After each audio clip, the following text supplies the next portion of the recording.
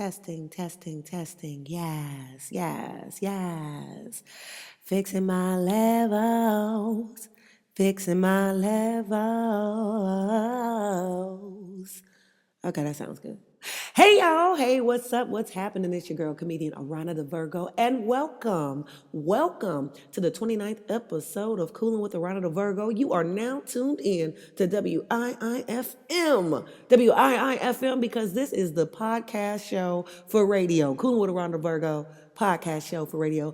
Thank y'all for tuning in. Wherever you are in the world, welcome to my world, and let's hang out. Let's talk. WIIFM stands for What's in It for Me. WIIFM, What's in It for Me. So WIIFM radio means What's in It for Me radio. Well, I'm going to tell you what's in it for you. We're going to talk about some of the hot topics in news and culture this week in the first segment, which is called The Good, The Bad, The What the Fuck, Bro. That's segment number one. Segment number two is Dues Paid, Dream Slave, where I highlight comedians who have inspired me throughout my journey. This segment is for all creatives because I myself is someone who has pursued multiple creative disciplines. I'm just an artist. I flow the way I flow. We'll explain that later. But for you, okay, I select people that I think can be inspiring no matter what creative discipline you're a part of. I focus on comedians because that's what the fuck I like, okay? Period. Okay, so segment three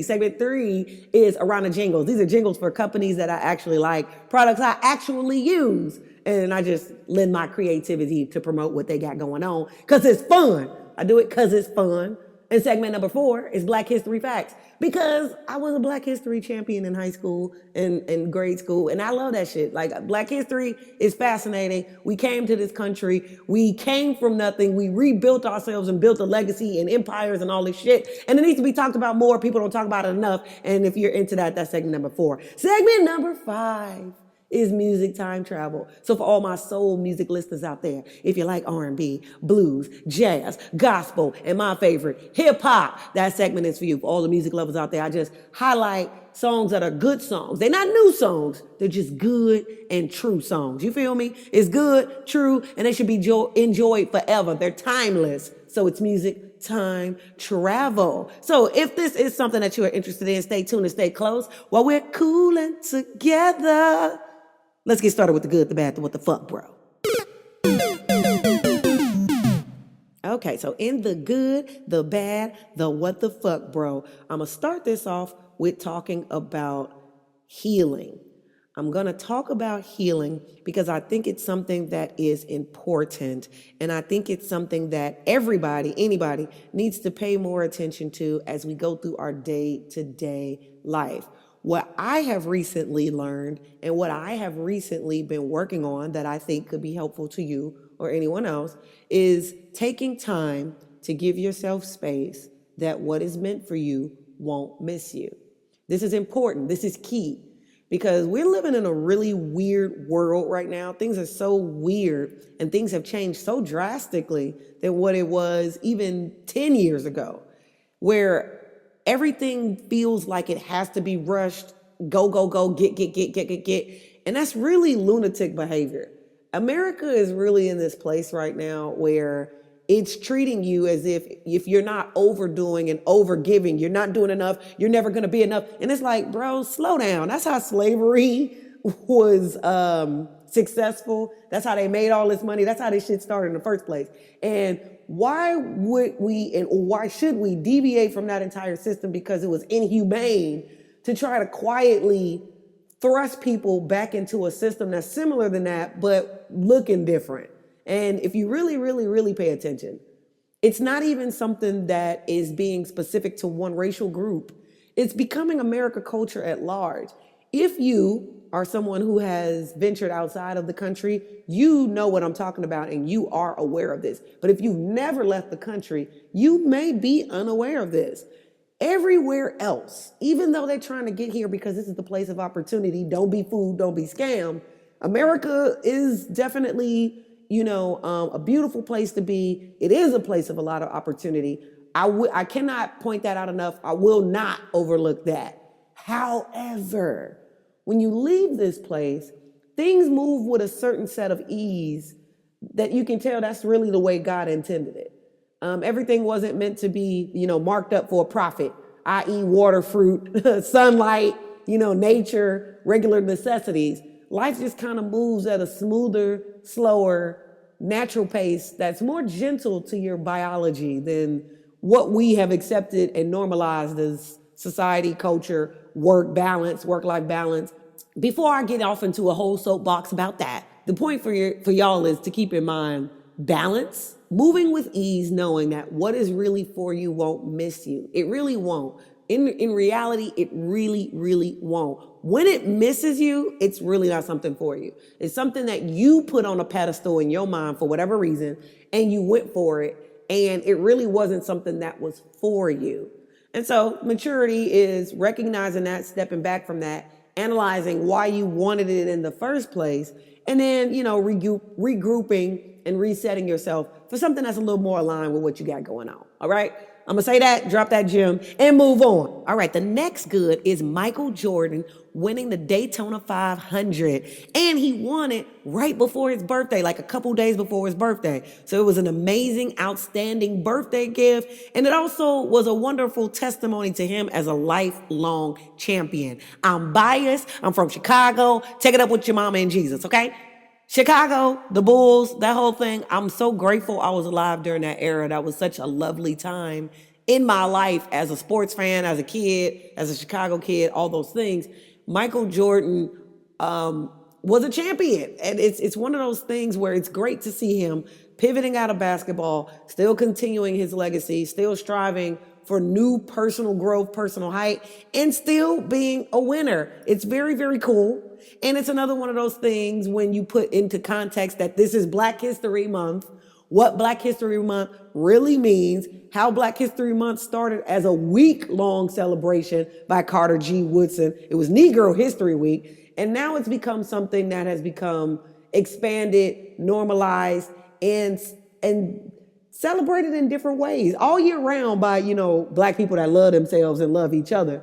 All year round, we celebrate and recognize Black History Month. But the fact that the work has been done and so many of our ancestors and people who came before us put in work to make sure that it was time carved out to really be recognized and respected, it's a huge feat. And during this feat, we got Michael Jordan catching more wins, more W's. It's great. It's a beautiful thing. It needs to be celebrated. Also, it needs to be celebrated because he sued NASCAR. Back in October 2024, he sued them. He had an antitrust lawsuit alleging that the organization operates as a monopolistic bully that stifled competition. And for him to go from suing them because they were, a little unfair and had unfair practices to winning the whole damn thing in 2026, that's what you call beast mode. That should be celebrated. And when you ain't a hater, you can celebrate other people's wins. Get on down, Michael Jordan. That was fabulous. That was good. Here's another good. T.I.'s out here stepping on people's necks. Stepping on people's necks with the new music that he dropped. T.I. is back in the Billboard 100 with his song, Let 'Em Know. If you ain't heard it, you ain't been on social media. You ain't been on TikTok, Facebook, Instagram. You ain't been on nothing because it's popping up everywhere. You ain't been on YouTube either. It's popping up everywhere and it's beating and it goes hard and I love it. Kudos to T.I. for whipping the culture back in shape. Kudos to T.I. for being a part of, the millennials, because T.I. was born in the 80s, early 80s. Kudos to T.I. for popping out of the box and being like, yo, when you got the gift, when you got the glow, it don't matter how old you get, it's in you. It ain't about music that are, hip hop has gotten weird because niggas is privileged. I'm gonna just go ahead and say that. Let me get on my soapbox. Fuck off. Listen, pull up a chair. Let me tell you about this real quick. Hip hop has gotten privileged to the point where newcomers in the game and younger people who grew up into this discipline, they have this idolized vision of what they think hip hop is when they didn't come up in the beginning of hip hop. They didn't grow up. They weren't part of the origins of it and how community based it was, how regional based it was. People was representing for their city, for their hoods, for what they knew, as normalcy and putting poetry to it, putting movements behind it. putting families on, doing things that were productive. It was a productive artistic discipline. Now, shout out to people like the MC Hammers of the world who, coming up being an Oakland player, he knew, how to capitalize the game and, make them pay him for the work that he put in. Too Short was also an Oakland player who played the game the same way Hammer did, but just on a different level because he had a different message. Players, old school, pimping, riding, all that. He had a market for that, and he stayed promoting to that market, and it paid off very well for him. Hammer was an entertainer who could dance his ass off. Hammer, 60 years old, still out here busting moves and not caring. Like, Hammer is still with the shits at 60.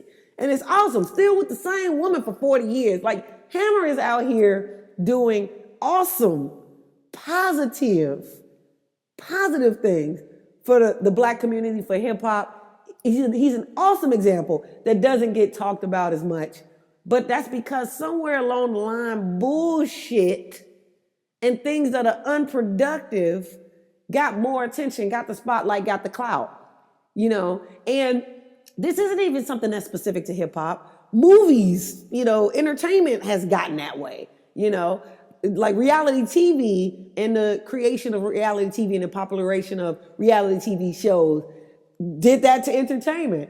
Producers and creators that was like, man, we ain't got to spend hella budgets on actors. We could just, pay a few $1,000s to people that want to be famous, put a camera in front of them, have them sign off all the rights to whatever's happening on the show belongs to the rights of the show, even if it's personal moments. We gonna film for 24 hours. You gonna get all the footage in there and we gonna own that. They saw that as more profitable, a cheaper way of producing and getting out entertainment that, with the right views could be a huge money machine. Those things happen and those cheapened, the art of creation a little bit, but it's part of the game. So although that's happened to hip hop and probably pop music as well, because pop music is kind of corny, there's still genres like gospel music, rock music, other genres out there, Afro beats even, where the quality of the music, when it's really good, it's still making waves. People ain't got to take all the shortcuts. And in the genres that I mentioned, people aging is a non-factor. Nobody gives a fuck about how old Kirk Franklin is in gospel music. Nobody cares. And I'm not saying that y'all should care or start caring. Leave him alone. Let him make his music.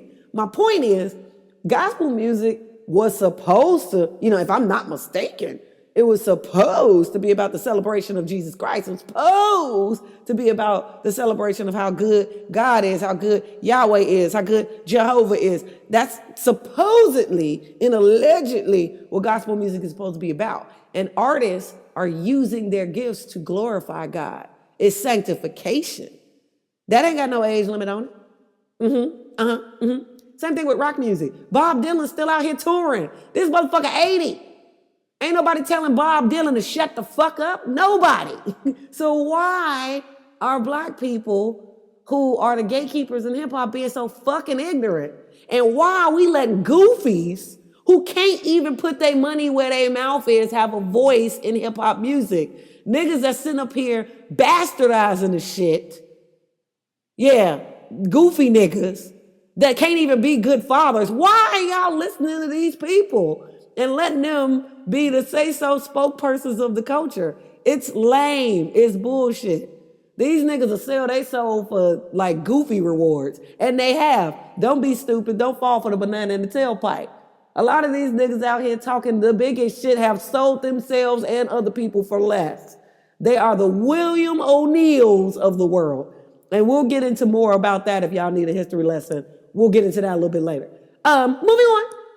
T.I. stepping on next, and that's period. Let them know is cool, and it's a winner. And also, it's making me want to watch the Club Shay Shay episode he was featured on, and the $1 Million Worth of Game episode he's featured on. Because T.I. said a whole lot of real shit. A whole lot of real shit that a lot of people that are industry know about, but then you got people who are just fans of it, or people on the outside, having opinions about things, and they don't really know the makings of it. T.I. said a whole lot of shit, but the thing that's respectable about what T.I. got going on is he ain't got time to talk to you. Or, not you specifically, but feel me on this. He ain't got time to explain everything he doing. He'll explain it on the podcast. He'll explain it for, interested parties that need to know and want to know. But the reality is, and I'm just being 100, the reality is people who are in the know already know what the fuck is really real. They already know what the fuck is going on, right? Everybody else who are just watching things play out, they're just seeing what's playing out and having an opinion. But the thing is, T.I. is already T.I., been T.I. for the last 20 years, and he's showing through action, not a whole bunch of bullshit charades, not by goofy games and dumb shit. He's showing by taking action. Bro, I've been that nigga, and when I feel like turning up, I could still be that nigga because I know who I am. I know what I'm about, and I really walk the shit I talk. That's all the point T.I. trying to make. He ain't trying to do nothing else. Anything else that people are misinterpreting, that's it. That's all. T.I. is showing that's what he's doing. I had the privilege of being around T.I. for about an hour, right? I've experienced him on a personal level, one-on-one, just to get, an idea of who he is as a real motherfucker. Like, I had an opportunity to experience his aura, if you will, right? And what I can say, this happened back in 2023. This was in Georgia, actually. Because T.I. went through, and he's still doing, I don't know his business, I don't know this nigga personally. Just hear me out. This nigga was going through his period of doing comedy, right? And I'm not saying it's over, I don't know him, I don't know what the fuck. But this is what he was doing at the time, right? I can respect that fact that he took it so serious. For T.I. to have so many accolades in music and, to be who he already was, he could have really just been on some, like, oh man, I'm just here to fuck around with this shit, get a little, blah, blah. No, T.I. was really taking it seriously, really putting in work. And when I saw him at the venue that I was at, he was in his zone trying to, get his material together, what he wanted to say, how he wanted to talk to the people. But, he's already T.I. The owners, the people in the establishment, they knew he was in the building. They fucked with him. They excited to see him. He at home. He in Georgia. It was fire. He's not performative. That's what I picked up from being around him for like an hour. There's nothing about him or his energy where he's like trying too hard to do a fuck thing. And I respect it. I see it on him and I like it. That's who he really is as a man, as an artist. And it's showing, it's revealing himself. Even in the way his son came out and spoke out about, the disrespect that was, done to his mama online by a goofy nigga that has really overstayed his welcome in the culture, but that's a whole nother story. Like, the reason why that exists is because he instilled certain morals, certain fibers, certain ethics within his kids. And his son was absolutely right. He's like, yo, bro, I don't give a fuck what you on. My mama a whole legend out here. She ain't just some bop my daddy fucked that he's putting on a pedestal. Nah, that's a real woman who got out here, did real things, made her own money, her own legacy, out here entertaining bitches for 30 years. And built a lovely family. We connected. We ride for each other. And my daddy is in his own zone killing shit. You jealous, nigga. You out here being jealous. Like, he been holding down the same woman, elevating her, treating her like the queen she is. And she riding for her nigga. That's the way it's supposed to be. If you haven't, if you've missed it, that's the way families work. That's the way kids are created. That's the way things happen. That's the way God intended it. But you out here on goofy shit, running around grinning ear to ear, looking like a happy couple. With that's a whole other story, because I'm going to get to the Jim Jones shit. The point is, what T.I. is doing is really what Jim Jones, Fabulous, and everybody else is doing. T.I. like, man, hey, fuck all that goofy shit. I'm a motherfucking entertainer. I rap, nigga. These niggas rap, nigga. You a rapper. Just rap, nigga. All this other shit, you can do that if you want to, and you will because you want to. But fuck that shit. Just rap, nigga. Like, what you waiting on? And T.I.'s not lying, you guys. He called out him for the verses back in 2020, and T.I. said some real shit, and I know it's real because that same shit happened to me. And I'm still trying to get behind an avalanche of bullshit that came about in my own life. It's the same shit. You're dealing with a two-faced person who will do anything for clout. And when you're dealing with a person like that, they're dangerous. They're willing to do anything. And they will genuinely tell you, yo, yeah, let's do it, let's rock, let's da-da-da-da. And then change their story up because they don't want to no more, which fine. If you don't want to, you got every right not to. But then, okay, so I'm over here doing what I do, mind your business. You can't because you want to smoke, but you don't want to smoke. So then what are you doing? And T.I. is such a man about his that he like, bro, I do what you do, but nigga, fuck that shit. Why you on that? Man's running there, on the quarterback. Let these niggas know. Just listen, shaking up the world. Yo, bars. He was like, Lane's talking to me, boy. What you need a camera for? What you need a camera for? Fuck you doing? I thought we would be you. I'm already doing me, nigga. I'm already, this the wave I'm on, bro. Since I was on Campbellton doing my thing. This is what I'm on. This is what it is. You do you. I'm gonna do me. I'm here for it. Same person that T.I. talked about back in the day, bro. We worked together. We did that little show. They went through their own little things. I talked to him about management. He was like, yeah, let's do it.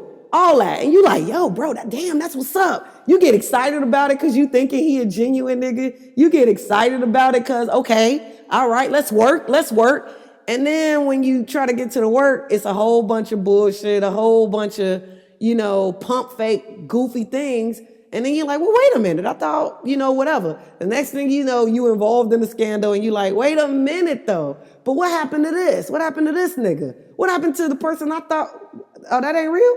That ain't what's I fucked up. I misunderstood. Well, damn. Okay. So how does this end? How do we get over this? How do we get past this? Oh, there's no ending to it. Because you just, oh, wow. Okay. It's that type of experience.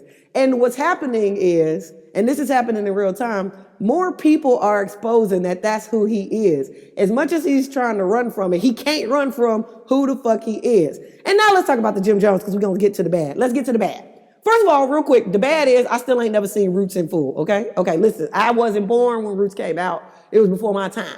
In school, we was taught about Roots, and, I got the cliff notes. I got the I got the shit I needed from the movie. Chicken George, Kunta Kinte, James from Good Times was in the movie. I got the cliff notes that I needed.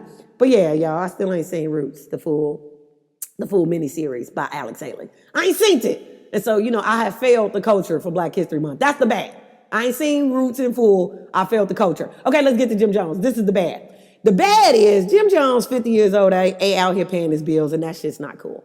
Like, I can't, listen, let me tell y'all something. Ever since, because this is like my college era, like when Dipset was doing their damn thing. This is when I was in radio. This is when listen, man. Memories, bro. I fucks with Dipset. I like what they was on back then. I was a college kid, though. I was about, 19, 20, 21, 22. Yo, I feel that. And I liked what they brought to hip-hop. I liked all that balling, all that. That was cool, right? Here's the thing. You can't be that guy and then still be the same guy who's avoiding his responsibility. That's just not cool. That's just not hip hop. And it's unfortunate. Like Jim Jones said years ago, and y'all, it's on YouTube. Y'all can find it. I ain't finna do all that.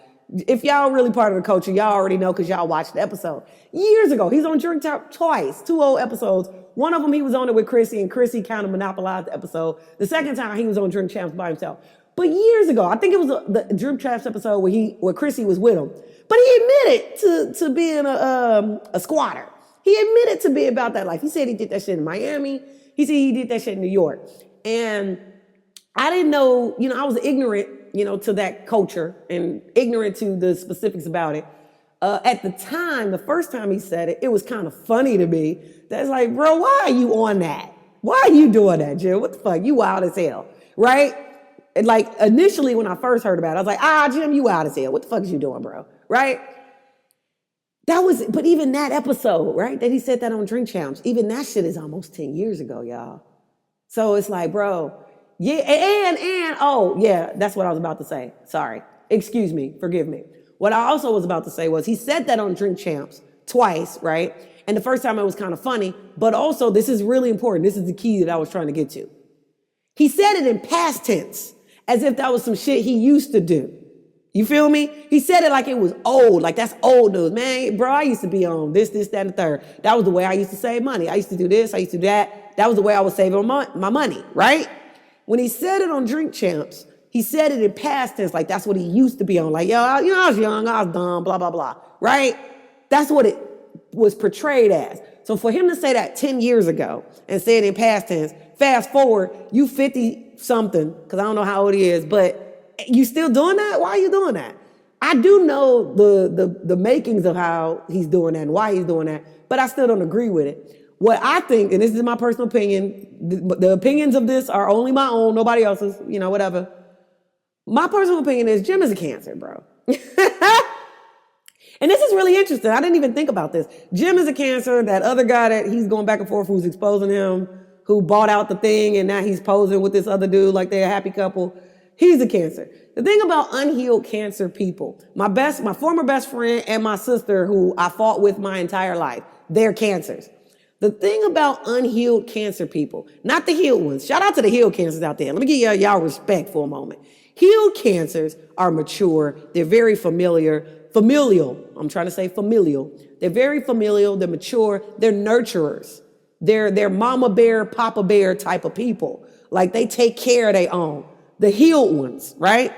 The toxic cancers, Bill Cosby's a cancer. Go on, throw him in the mix too. All the toxic cancers are very parasitic. For real, in real life. They will attach themselves to a host, whoever that host is, and they want to get all the resources they can from them. Whatever those resources may be, energy, ideas, money, housing, food, whatever it is, they attach themselves to a host and they want to spend and use all your shit, spend all your money, use all your shit, use all your energy, use all your shit and preserve their own, right? So what's interesting about this squatter situation. When I first heard about it, right? I don't know these niggas personally. So I don't know their business, and I got enough shit going on in my own life. I'm not that involved and invested, right? I thought, as a fan, as a regular, John Doe, listening to, the news that's coming out in the gossip sphere, the blogosphere, whatever, I thought maybe it was hatred, right? Because I don't know, it is what it is, right? I was like, maybe it's hatred. Because once again, Jim Jones already said that that's something he used to do. He spoke about it in past tense. So then when the shit hit, the culture and he wired that man that money, it was like, okay, so he has money. And if he has money, then that means that they good, right? So then the other guy, the interview becomes public of, the guy, not minding his business, digging deep into the other dude's business. And we'll get to that in a second. But the interview ends up coming out that, oh no, Jim Jones owes about $88 minimum, $88,000 minimum of back due rent. $80,000 minimum. So it's like, okay, you wire homeboy the money to show that you got money, right? But you don't want to pay your bills with the money? So what are you doing? Are you just hoarding your money and like kind of what you said on Drink Champs, you hoarding your money to keep money to yourself and for the people that you want to spend the money on, but you don't want to give the money to the other people that's housing and helping you have what you need? Bro, I can't support that. Because that's user behavior. And user behavior ain't cute, ain't hot, ain't hip, ain't what's popping on no level. I can't stand by that. So that's bad, Jim Jones. That's bad. That's going on in hip hop culture that we need to be aware about and not celebrate and, hold people accountable when it comes to stuff like that. Like, because if that's what you're doing, then that means that's also how you do business. And if you have a label, like I think at some point he said he had a label and things like that, that means that's how you treating your artists. That's how you running your business. And that's not good business, Jim. That's not cool. Also, it highlights things that, like I said, I was ignorant of that culture, but now I'm learning things that now that this has come to light. That whole lobby boys thing they had going on. Was that them celebrating squatting? Because in the state of New York, you can claim an address, whether it's where you reside and paying rent to or not. You can claim an address.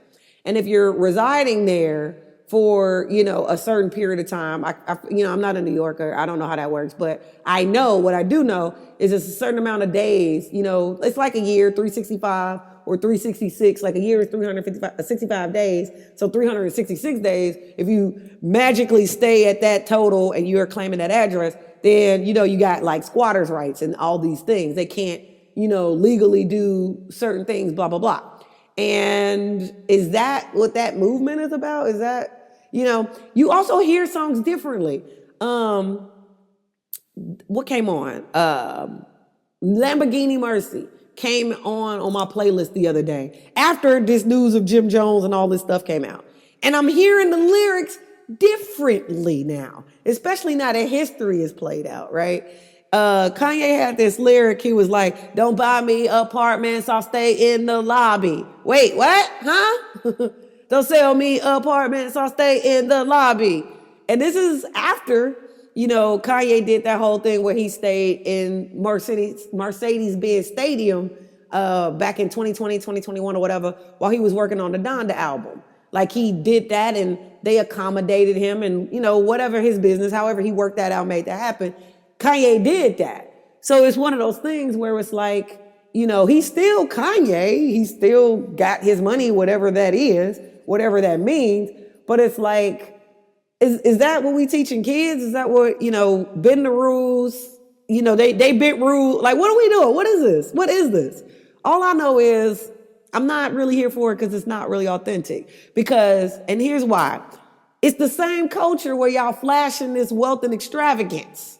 Meanwhile, you got people doing what they got to do, working that 9 to 5 that they got to work, paying bills, doing the hustle that they know, doing the best that they can to provide for their family or ensure their lifestyle. And low key, they get shitted on because it's not as flashy as the hustles and scams y'all doing. Like, what the fuck is that, bro? Not here for it. That's all bad. It's all bad. The next thing that's all bad. But, good for the kingdom of heaven.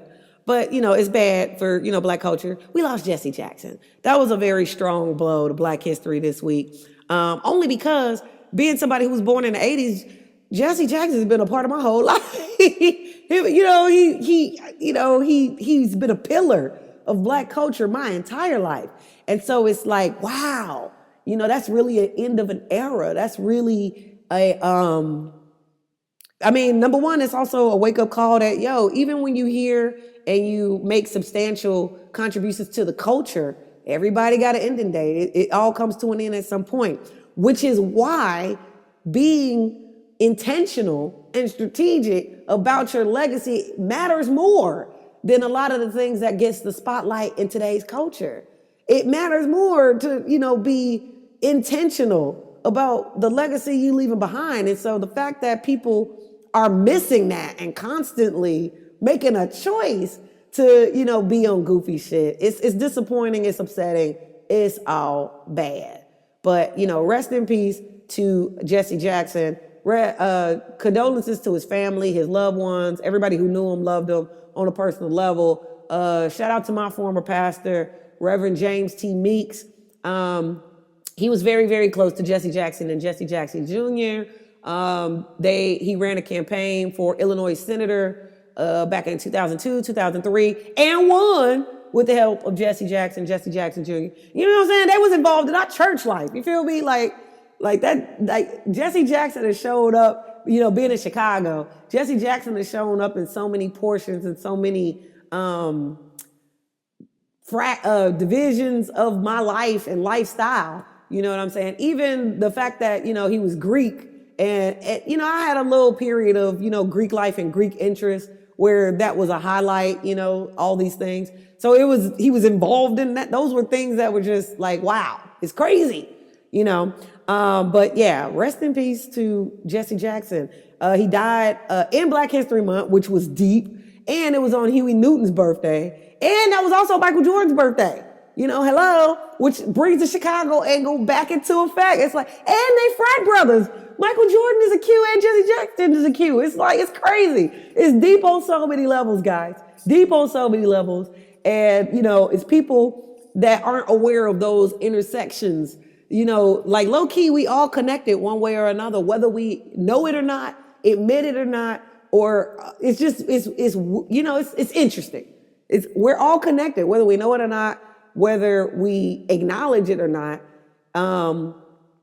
Everybody's life touches somebody, and that like has a network. It spans across cities, nations, all these things. And Jesse Jackson, when you look at it, regardless how you felt about the brother, he lived a very full life. There's those percentages of people who go, oh, but he sold out Dr. King, da da da da da. Guys, I am aware of the narratives that are around that, especially, being very deep into Black history, Black culture, my damn self, and, the different conversations that I was a part of for different reasons. Here's the deal, y'all. COINTELPRO was real, folks. COINTELPRO, counterintelligence program that was ran by the CIA, that was a governmental program. That was real, y'all. It was bigger than just people, coming up against their home. Man, look, let me tell you something. It involved way more people than that. And at that time, there was an agenda for things to take place. And unfortunately, things took place, and MLK lost his life. It was very detrimental. It was very on purpose. They did him that way on purpose. And it's bigger than bigger than Jesse Jackson is. They didn't like him either, guys. Newsflash, they didn't like him either.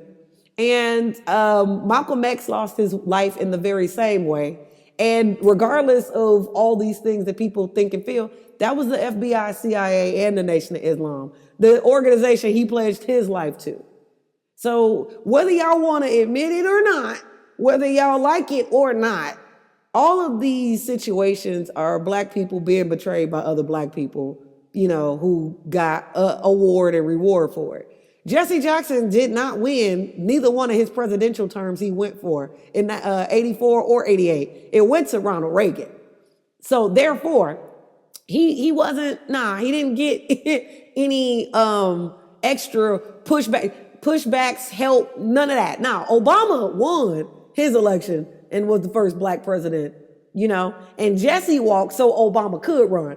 Jesse did his thing, got out there, campaigned, was on Sesame Street, letting people know that I am somebody. He spoke up and was a voice for Black people and a voice for excellence and Black pride and all of these things, just so Obama could be a part of what he was a part of. And Obama acknowledges it, and Jesse Jackson himself acknowledged it. Yeah, I know people love to bring up that hot mic incident where he said he wanted to cut his nuts off. It was funny. It was how he felt. But what Jesse was speaking about was the fact that he feels like Obama talks down to Black people sometimes, which the culture, not Jesse Jackson, the culture, myself included, because I know I said something about it on this podcast, matter of fact. Rewind the tape and, check out my episodes from October 2024, where, I was like, Obama, we snatching your Black card. Temporarily, you get your Black card snatched because you're doing too much, going for Kamala and rooting for her in that way where you're really talking down to Black men. And nigga, I don't approve, right?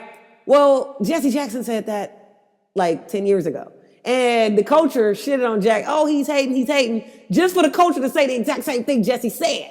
Okay? So, no need to bring up, old beef, old things, because both Obama and Jesse Jackson made it cool, smoothed everything over, and they support each other and bigged up each other. That's between them brothers. If they cool with each other, like, well, who am I to be, whatever.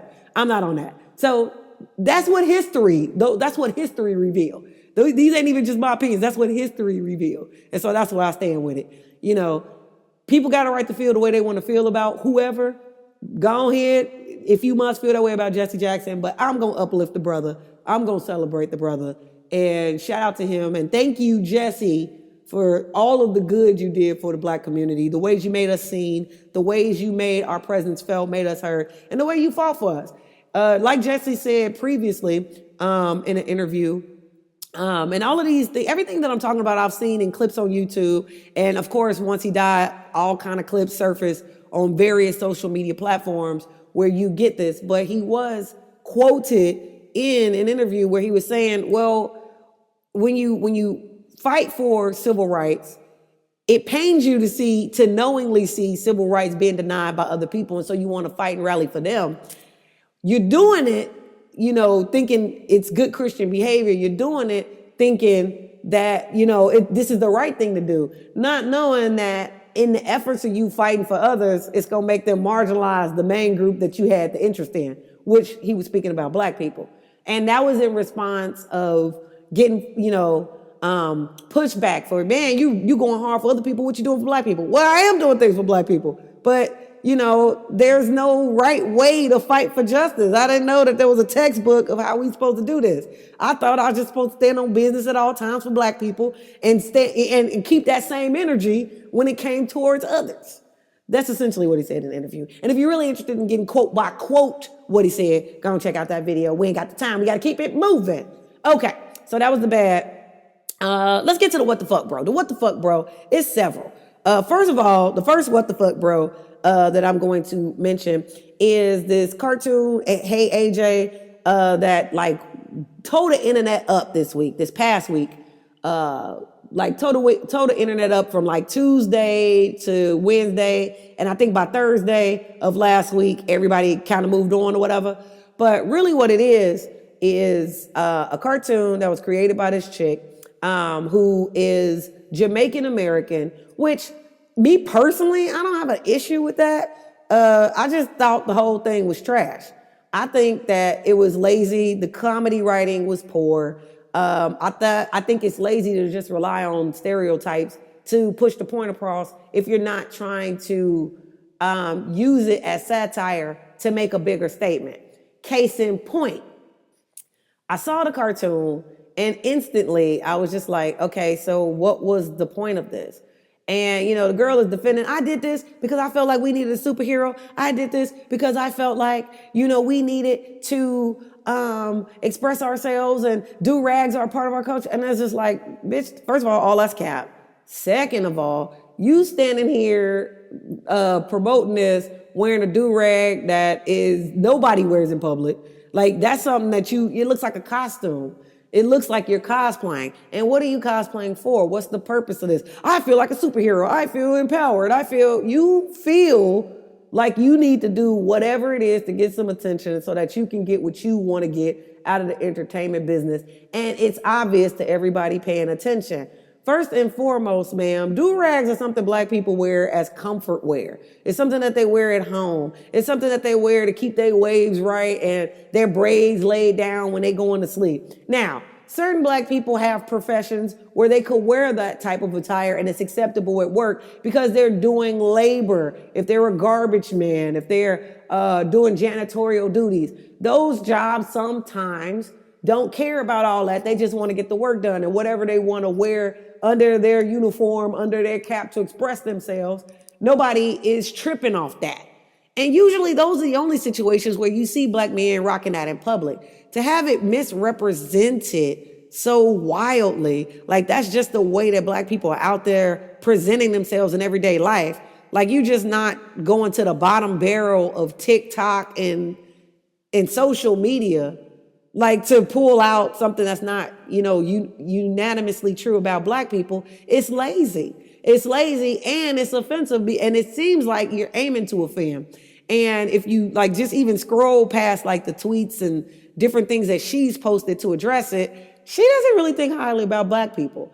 And that's unfortunate because you're of color, right? But you ain't black. You can claim and cling to your heritage, elsewhere. But it's like, that's not superiority. Like, why are you trying to be superiority, to claim some superiority to other black people? What does that really do? Are you trying to align yourselves with non-black people and I'm the good nigger? Like, what is that? This is 2026. There's no space for that. There's no need for that. We've evolved from that. If you really put the work in and own your space and get your motherfucking TI on, you don't even need all that. So you're going out your way to try to make us look goofy and you making yourself look goofy. You standing in the video looking like a goddamn clown, looking like a hoe without no pimp. A pimp, it looked like your pimp left the business to go join the circus because it was more profitable than standing there trying to promote you to hoe you out. Like that's what you're looking like. You're looking like a played out hoe. For what? For why? There's no reason. You're beautiful. You don't have to act like that. You don't need to do that. And then The thing that's crazy is it was a crushed velvet blue do-rag. And then Facebook so messy.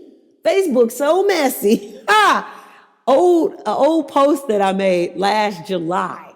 This is like from July 2025, where I was in the beauty supply store to get something, whatever I got. And I noticed that Bow Wow is selling his do-rags in the beauty supply store. And I noticed he got crushed velvet do-rags. And I thought that was hilarious because all black people know most do-rags are just regular nylon. It's a black nylon fabric. No, nothing fancy about it. It's just regular. Just something regular that black people wear as comfort wear to put on your braids, put on all your stuff. That's it. It's regular. And, black women, they wear bonnets. They wear their satin bonnets, to protect their hair, protect the edges and all these things. Now, lazy people decided to go out in public and wear their bonnets, but that ain't what everybody doing. And first and foremost, so let me just state the 5 main things I got a problem with, and then we'll move on and we'll get to the next segment. Because I saw so much wrong with it, and I was just like, I don't want to restate everything everyone else is saying, number one. Number two, I just see very strong things that's wrong with it, where it's like, as a community, as black people, we can't promote this because it's embarrassing to us. It's offensive to us. And too many black people worked hard for us to stand where we are today, be creators, have our own companies and industries, and create jobs and things for other people who look like us. For somebody who's coming here who doesn't even want to claim the culture, but mock the culture for material gain, man, get the fuck out of here. Go do that with your Jamaican culture. You know what I'm saying? Because you ain't come and say, you ain't promote or make anything famous about Jamaican culture and use them as satire. You ain't said shit about spliffs. You ain't said shit about bumbleclot nothing. You ain't said shit about no seaweed. You ain't said shit about no Rastafarian nothing. You ain't had dreadhead man. You sit up here, you feel me? You sit up here and got Do-Rag Man, and he's Captain Do-Rag. You changed his name to Captain Do-Rag. Okay, what the fuck, bro? You ain't got Captain Cornrows. You ain't got Captain Dreadlock. You ain't got Captain Dimwit, Captain Bumbleclot. Like, what the fuck? Why you in our business? What the hell? That's not doing nothing for us. Don't take nothing that we doing and try to shit on it, puke on it, and then hand it back like I did that for y'all. Bitch, keep that smeared all over your face and focus on yourself. Make yourself hot. Focus on your culture and what's dope about you and elevate that and highlight that. Just like how black people focused on our shit and elevated our shit. We're already doing that, ma'am. We don't need you to do it, especially if you ain't gonna do it right, okay? Bitch, we had Meteor Man, okay? Robert Townsend, a black American from Chicago stand up, because we always doing things. He already did that, and it was funny. He had the golden, nigga, Don Cheadle in the movie. He had Don Cheadle, he had the nigga from the Five Heartbeats who played Flash. Nigga, had the Golden Lords versus, and Meteor Man was cleaning up the community. He was protecting them from the Golden Lords who was selling poison to people and harassing black people and doing things. He was a hero. And it was done in comedic fashion. We knew Meteor Man wasn't real and all that shit, but it wasn't meant for that. It was meant for something to be entertaining, to be laughed at, and it had nice little highlight moments. And it was the main story was a black man had the courage to say, man, fuck that. These niggas can't take over our community and push this poison. I'ma stand in the way and do something. It spoke to a cultural problem that was really happening in the black communities at that time, because that was around the time that crack got big. So Robert Townsend, in his genius creation, took a real epidemic that was happening in black communities, showed a black man standing up to it, right? And made you laugh at the same time. That's real comic writing. That's real creativity. Because here's the thing, all that shit fake. Creativity, everything is fake. TV shows, movies, all that shit fake. It's all coming from a place where someone is creating a story. They're piecing together a story. Now, yes, some stories are based off of true stories. Some stories are an extension of a documentary. They are autobiographies or biographies of, people who really existed, and it's turned into a movie. They're a movie based on situations that really happened, cases that were really in the courts that really took place, that somebody read the cases, made a movie and created a what if scenario. All of that shit is conjured. So to take something that didn't have to exist, and that's what you chose to create and promote to our kids, is despicable. And furthermore, how dare you, bitch? We already had Sesame Street. We already had Jesse Jackson on Sesame Street. We ain't need you. We already had other black people, Felicia Rashad, other people who came in, who were pillars of the community, who uplifted us, who spoke life into kids, who spoke dignity into children. This ain't speaking dignity into a fucking person, nobody. It's buffoonery, it's clownery. That's number one, that's number two. That's number one, number two. We did that, and black people ain't a monolith. Everybody ain't rocking do-rags out here. Bitch, we rocking furs, leathers, Gucci slippers. Fuck you talking about? Stop trying to include everybody into a narrative that ain't even your narrative. Bitch, why ain't you talking about Jamaicans? The fuck is you doing? It's disrespectful.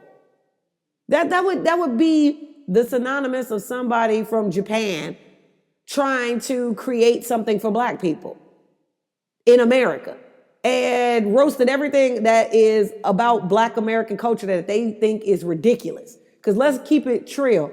It's not a celebration of us. It's something that is deemed ridiculous. And you want to highlight that. Out of all the things that are to highlight black culture, you want to highlight that. Bitch, fuck you. So that's the one, that's the two. We're not a monolith. And we already had a pre-existing creative endeavors that were successful, that did the job, that understood the assignment, that were way better and of better quality than this horse shit junk food you trying to push us. Jesse Jackson on Sesame Street, black people aren't a monolith. Those are 2 points. My third point, we already had a black president. We already had a man who came up in American society, who identifies as black, who can be tied to black culture, black heritage, even though he also can be tied to African heritage because, you know, there's something a little funky going on with his father's identity, whatever's going on with that. However, regardless, he matriculated here, came up through the institutions, you know, paved the way, did work in the community. He was a community outreach person in the beginning days of his, foray into politics. Michelle Obama is homegrown black American on the west side of Chicago. She was my cousin's locker partner at Whitney Young High School. She homegrown Chicago for real, for real. She's black. And nobody paid her way for nothing. She worked her way up to do everything she's doing, went all the way to Princeton. Black Americans across the board, across America, always have to give up everything we have, blood, sweat, and tears, all our energy, all our time, all our everything, just to get a piece, a crumb of America. And even when we go to the higher heights of what we're told is success, status, education, we still get shitted on. We still get talked about and treated as if we're the hired help. Now, not all areas of society treat us that way, and amongst each other, we can uplift each other, but sometimes some of us are our biggest haters. So it's like no matter where we go, there's gonna be opposition on every side and attack for just for just existing. And it gets tiring, it gets old, it gets pathetic when it's coming from people who look like us, whether they were born here or not. It's annoying and offensive and already aggravating when it's coming from people that's born here with us. But you from out of you from out of town, you from overseas, get your ass back over there and mind your goddamn business. Stay out of our business. Stay out of our cookout. Let us cook on what we doing. We ain't invite you. You invited yourself. Stay yourself over where you at. Get the fuck out of our business. Shut the fuck up. That's how I feel about that shit. Real quick, I forgot to talk about the FBA versus tether argument. I'm new to the party.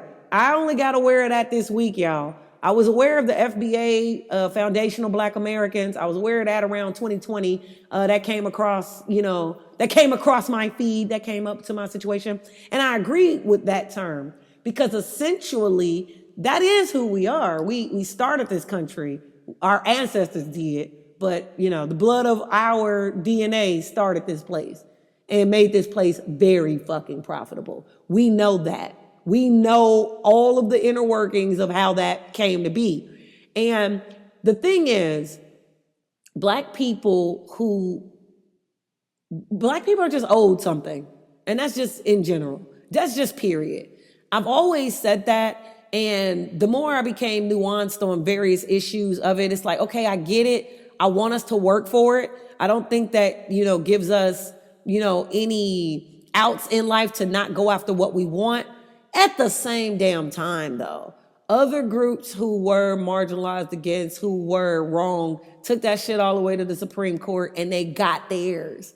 We still haven't really gotten ours. And the closest thing that has happened for black people was like public housing, because although people don't want to admit this, having $50 rent and a place to stay and a roof over your head was something. Like when you really think about it, I had this conversation with somebody like a couple weeks ago. Like, I never grew up in the projects, but my parents were projects of the project. They were products of the projects. Both of my parents, in some way, shape, or form, lived a little bit of that project life, because in the 1930s, 40s, 50s, and 60s, they had the country, the people who were non-black, we were the Negro problem. And you'll see it referenced as such, in certain history books. Black people were the Negro problem. We were the problem. Now we have them here, now they're free. What we gonna do with them? Where they gonna go? What we gonna do? And so they built these projects, right? And yeah, okay.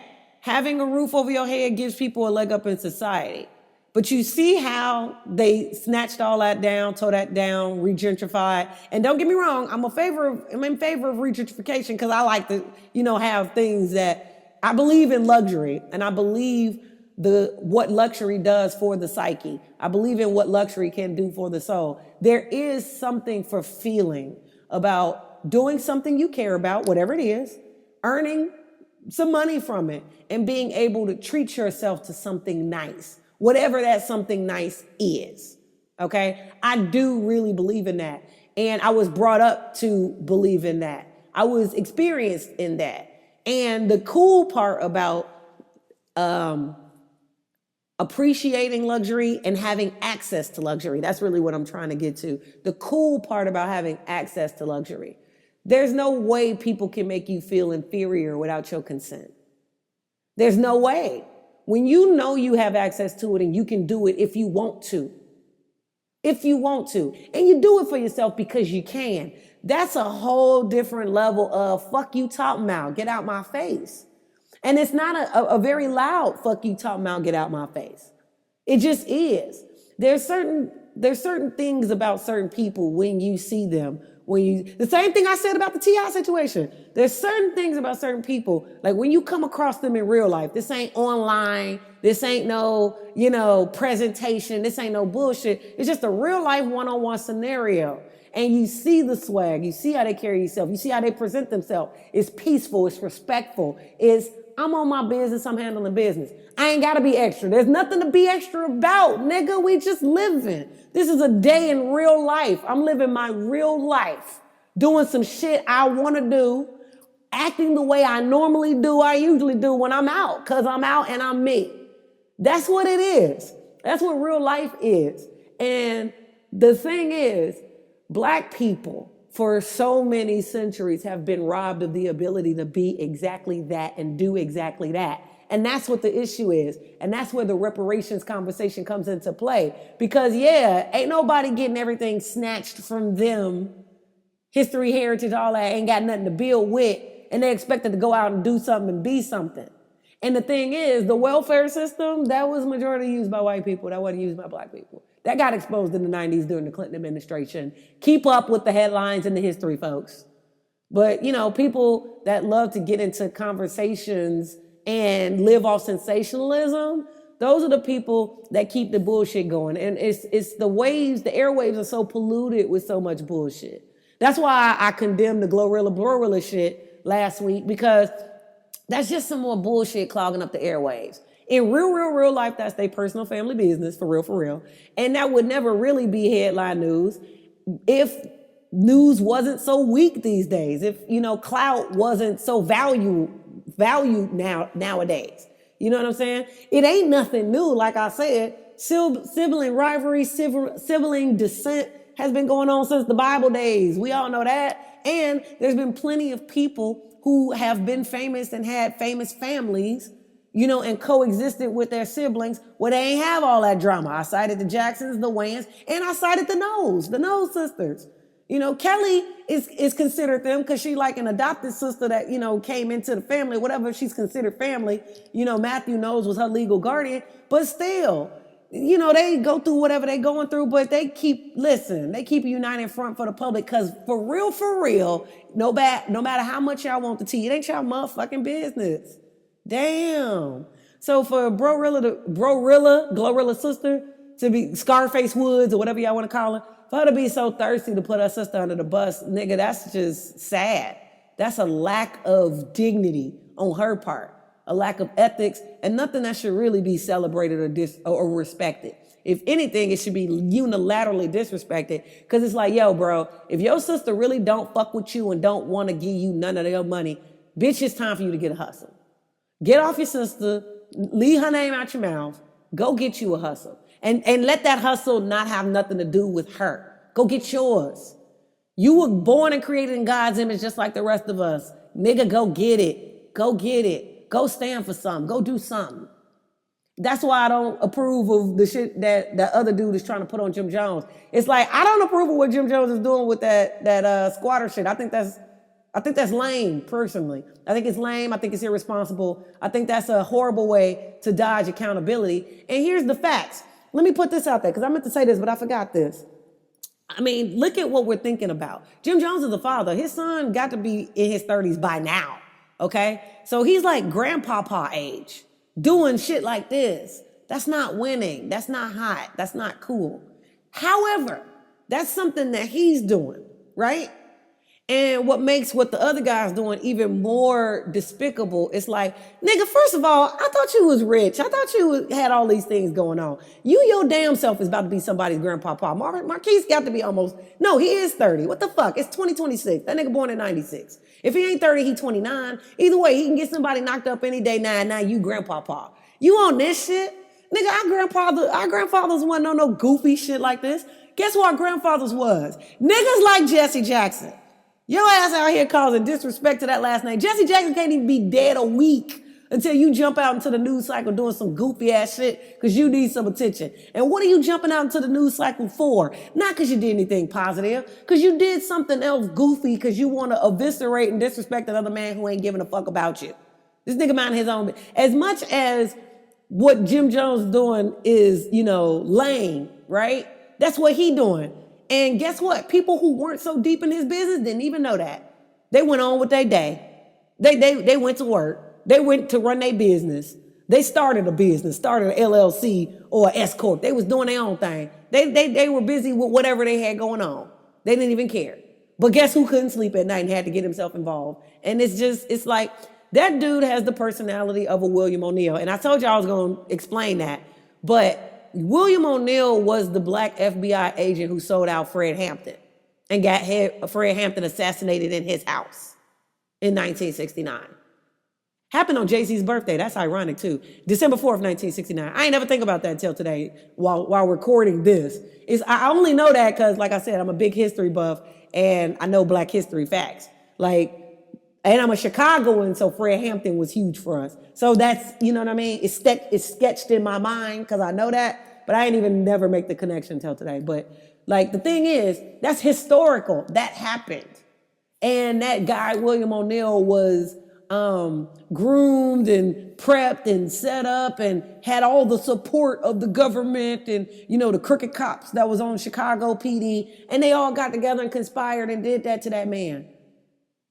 Got close to that man, put sedatives in his food so that when he went to sleep that night, he couldn't wake up. And then they came in and seized the house and did what they did. And it was William O'Neill who set that up. That guy is on that type of time. He's that energy.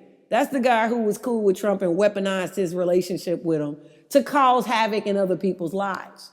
And it's just all that's happening is the chickens coming home to roost. The receipts are just starting to come out that this is why T.I. don't have respect for you. T.I. is one of the niggas that know that. And because he is who he is, he ain't got to go out his way to prove shit. He already is who he is. And he know in the God that he served and believe in, it's going to have his way of getting out there. It's going to come out there. Jim Jones, being on what he on, minding his own black business, even though he's doing the wrong thing, he ain't doing nothing extra to prove nothing to that guy. But that guy going out his way to try to make him look ridiculous, and in the process is making himself look ridiculous. Because why are you this grown that focused on that man's business? And look at the picture that they posted. They had just grinning ear to ear cheesing, had so much pride for that. And it's like, dude, go raise your son. Because the receipts are out. Like, history is history. Back when we didn't know you like that and things were making the headlines that your baby mama house was on fire and they had to jump from the second window and flee themselves. And when the news cycles came out, they was like, yo, he did that. He set that up. That nigga's crazy. We was like, his music's kind of high. The way it was treated. I lived through these events in history. And, that's when I really was in my journalism days. So, we all synced it. We lived it. The reason why I don't know anybody even talk about it no more, let me say this, is because it happened and people just kind of pushed it through, right? But what y'all didn't recognize what was happening in real time, that nigga was being backed by people who don't look like us, who was putting batteries in his back to continue to embarrass them and keep his hands clean. Because that's the way he moves. That's what it is. And it's like there's no reason why, all of a sudden the CIA and all these entities are getting involved in a little black girl's business who ain't never did nothing to nobody and was a stand-up comedian, doing everything the honest way and spent 20 years in the workforce, has the receipts, paid the taxes and was minding her business. But an opening of grief when her mother passed away created the perfect opportunity to create a bunch of things that shouldn't have happened in the first place. And when she was building her career and needing a friend and thought you was that nigga, you really weren't. You were everything but damn. But it is what it is. History will tell the stories because the receipts will come out eventually. It is what it is. The point is, what the fuck, bro? The cycle of black people being so greedy and so thirsty to throw other black people under the bus for 20 shekels of silver, this Judas bullshit, it's lame. It's lame. For it to be 2026, after all that we survived in this country, after all we've been through together in this country, and for their people to be doing the work and pushing the culture forward, to still have these parasites, these users of the culture to milk the culture for their benefit and for our demise, shit is whack. Before I close this segment and move on to the next, I want to say this.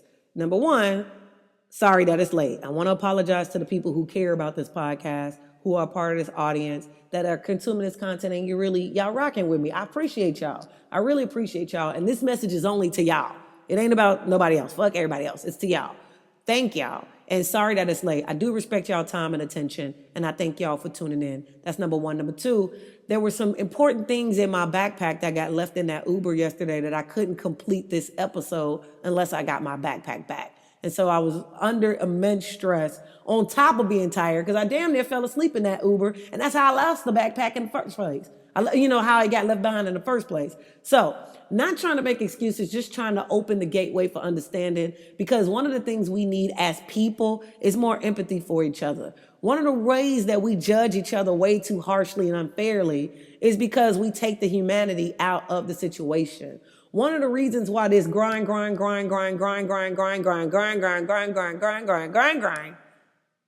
culture is accepted and pushed and motivated. Number one, it's pushed and motivated by other traumatized people who haven't healed from their wounds of being in a fraternity, sorority, and being pledged, being in the military and being hazed, being in other situations and factors of society and culture where that was accepted and celebrated. And I don't know if I brought that up in this episode, but let me just say this really quickly. There was an era of time where Greek life was important to me because I was in pursuit of that situation. And I have a whole family full of Black Greek letter organization members. Most specifically, the first family, alphas and AKAs. But I got a cousin that's a Delta. I got a few people that I was affiliated with that, were a part of Zeta Phi Beta. And then there were people that I, were friends with and in community with in the comedy field. They were, my comedy cohorts that were members of Phi Beta Sigma, Zeta. My former roommate was a Zeta, and my former friend that I dropped we fell out. We had a falling out. She was pursuing Zeta at one point. My best friend and my sister were both AKA members. And I was actually pursuing with my former best friend right before I decided to drop the pursuit and become a comedian. Then I opened up the pursuit again, like on the graduate level, once I moved to LA, because I saw, okay, if I would have just stayed with it, I would have had a network of people that I could have rocked with, and it would have helped me in comedy the way it's helping my other friends. And so I got back into the pursuit. That covered a good almost 20 years. It was like a 15-year span of my life. And so I'm very aware of the inner workings of some of these cultural, intersections or whatever. Although I've never, ever, ever, and will never tried to pretend to be something that I'm not. I just have a little bit more knowledge than the average person because of my personal experiences. And that's all. And I'm speaking from a person that was in that boat, or, so to speak, that I'm aware of how these attitudes of push, push, push, go, go, go, go, go, go are embedded in so many different sectors of society, and we've normalized it. But guys, as somebody who has survived, it's not humane. It's not what God intended for us. God intended us to have life more abundantly. Where the Spirit of the Lord dwells is liberty. And I forget what chapter of the Bible that is, but it's very, very, very true. And I know it to be true because I've been anchored in the Spirit of God since the age of 5. And guys, I'm sorry. Age is about going through this life, getting the experience and figuring out, okay, so this was the right way, this was the wrong way. What's my choices moving forward? So there was 2 things I saw this week that really inspired the way this episode turned out, and I'm grateful. So I just want to give them a quick shout out because the points that I just made about how it's 2026, and guys, we just really need to stop all this dragging of each other. I know people feel like it's corny to lift people up, but it's bullshit to not lift people up because everybody who's still here is here because somebody stood for them and paved the way so that they could be here. If nothing else, the transatlantic slave trade, and I'm speaking to Black Americans specifically right now, were the Africans who rode the ship, didn't give up, didn't commit suicide because they had faith that this can't last forever. This is fucked up. This is fucked up. But this can't last forever. And one day my baby's gonna be free. Ooh, I ain't even lying. I'm about to tear up. Nigga, that shit hit me hard. One day my baby's gonna be free. So yeah, let these people do what they feel like they need to do to get at you, to throw shots, to make things happen. Let them do that corny shit. Endure, resist, survive. And when you get to the other side of survival, pull somebody else up because you made it. 2 people I want to give a shout out to. This cat, I saw something he posted on Threads. I liked it, and I want to give him a shout out. It's Dre Adams, it's Dr. Adams. Dr. Adams 787. He said this, and this is 100% what I feel in relation to the Jim Jones situation and the way that T.I. is handling his situation. And I support T.I. 100%, 10 toes down. T.I. better get the fuck on down. He did that shit. But Dr. Adams said this: some people are so obsessed with trying to humble you, they don't even realize how much of a loser they look like in the process. Bars. I feel that 100%. And that summarizes everything I said up until this point about the other topics. Some people are so obsessed with trying to humble you that they don't realize how much of a loser they look like in the process. This also goes to that bitch that made that Dr. Adams cartoon. Bitch, sit down. We didn't ask you for that. We didn't need that. You insulted us and you trying to hide your hand. And we see you. And it's making you look like a bigger loser in the process because you ain't have to come at us like that. We could have let you live, but you ain't have to do that. Yeah. And anybody that's even talking crazy about Jesse Jackson, now that he's no longer with us and he's an ancestor, bro, sit the fuck down. If you didn't know him personally, like, just let that shit go. Like, accept him for the good things that he did, because ain't nobody perfect. And how dare you sit up here in the comfort of wherever the fuck you are and type on your keyboard like you out here living perfect. Ain't nobody perfect, bro. This nigga did so much great things for black people. Like, don't kill his legacy because you got an attitude. You're making yourself look like a loser in the process. So yeah, this goes out to everybody that fits in that population. And then the second thing, I came across this YouTuber by the name of Cam James. I came across him like 2 days ago. And check out his content. If you're a black American, check out his content, bro. This nigga's cooking. He is cooking. And I'm here for it. And I just recently watched this episode on fraternities and sororities and hazing. And now I want to watch the movie that the Q made. Because I'm like, bro, this shit, wow. He's saying a whole lot of real things and things that I didn't really think about. And he actually, made it to the other side. He's actually a member of the Divine Nine.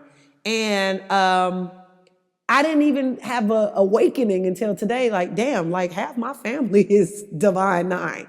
And that speaks to a lot of the reasons of why we not talking right now. Like, and I never even looked at that I never even thought about it. It didn't even cross my mind before today. Like, because I know what that life involves and all those different things, I'm privy to it, but I wasn't even thinking about that. And so just coming across that created a little layer of healing for me today, which is why I started this segment the way I started it. And I just urge y'all all to, just do, like, the buzzword these days that everybody using is shadow work. That's the buzzwords, that's what they using in the streets. I just urge everybody to do their shadow work, do their reflection, do their introspection. Introspection is really the direction. Introspection is really the direction for the healing, all right? Quote that, put that on a t-shirt. I might even use that in the future. Introspection is the direction of healing. And that's what we need to run with.